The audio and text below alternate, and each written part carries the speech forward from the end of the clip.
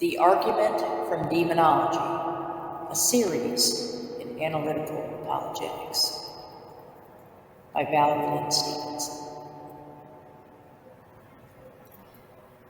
One would think that, all arguments exhausted, it's much more logical, not to mention ontologically efficient, to embrace a belief in a sovereign supernatural deity. All naturally curious and questioning human creatures must enter at one point in their sojourn the gates of agnosticism.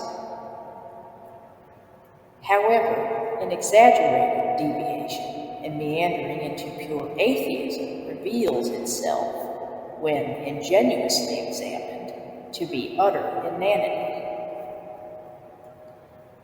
For example, I know that I, when peering out upon the cesspool that is inhumanity, know for certain that something we have named evil, or at least iniquity, exists. It is readily apparent. There are no transcendentalist sentiment or gymnastics required here. From thenceforth, is it such a stretch of the imagination to perform a Manichaean about-face towards the Holy One? Begging the argument that perhaps all so-called depravity merely arises out of naturalistic human traits and strivings and yearnings, this too, in its semantical configuration, whilst revealing itself as antinomy, is nevertheless flawed in its reductionism and assumptions. This is like speaking with one's mouth and claiming to believe with one's heart that everything that all conscious creatures have experienced, now experience, and will someday experience arises ex nihilo. Although I, too, undoubtedly feel the seductive pull of nihilism's charms as it intoxicates me so readily within its fast-acting anesthetic, I also know in that moment that I am nothing but a simpleton and a fool.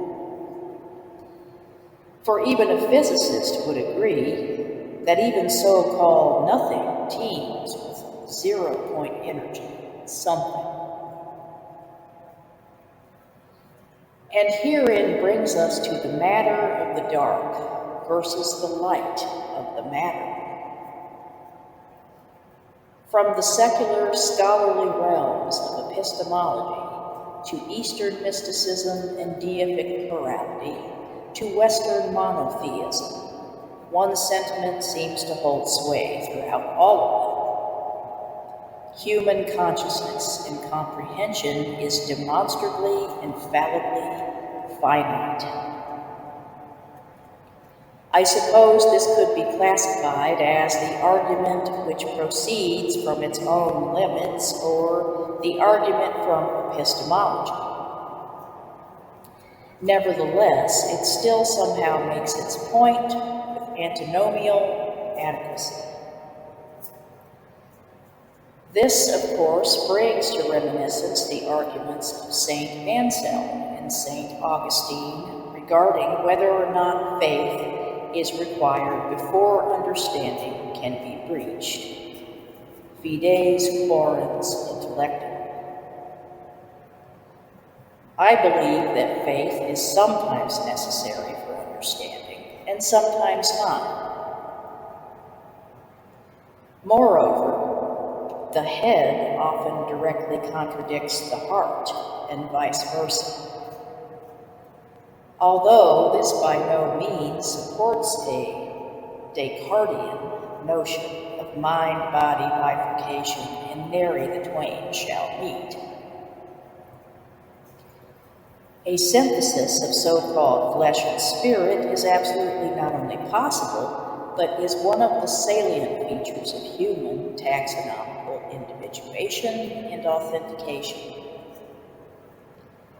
One simply cannot ponder the mysteries of this universe, let alone transcend with them, if one is not working to integrate all of states of experience and consciousness into a glorious union of opposites. Indeed, perhaps all evil truly is can be summed up thus: that which seeks to isolate and segregate. And perhaps all good truly is has already been perfected and merely seeks discovery and sanctification within its latest disciple. But let's get back to our original exploration of the manifested contrasts of light versus dark, and how these can actually advocate for the existence of an immaculate deity who created all and currently sustains all. And indeed, there are many who posit that perhaps what we call God in its various languages may actually be both good and evil, thereby eliminating a lot of conflict, attempting to reconcile an often distressingly rigid moralistic monotheism in an epoch of ever-increasing human evolution and enlightenment, yet psychospiritual entropy. We will explore these and many more fascinating inquiries in this article and in this series. In Continuum, one could argue that destructive tendencies within human beings, if a morally perfect deity was not in operation, would have reached their critical mass of destruction long ago, and humankind would have ceased to exist. Thus, the question is, why hasn't this happened? The main postulate of those who identify as atheists is that of the mechanism of the human self-preservationary instinct. Fair enough. However, upon closer inspection, this falls flat.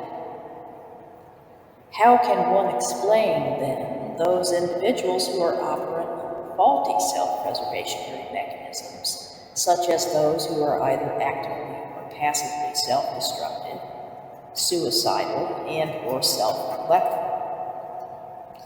Besides, that self-same instinct is often what leads to destructive acts towards one's fellow human kin. Next up in the series, Noble Savages in Recovery, Tigers and Demons, oh my.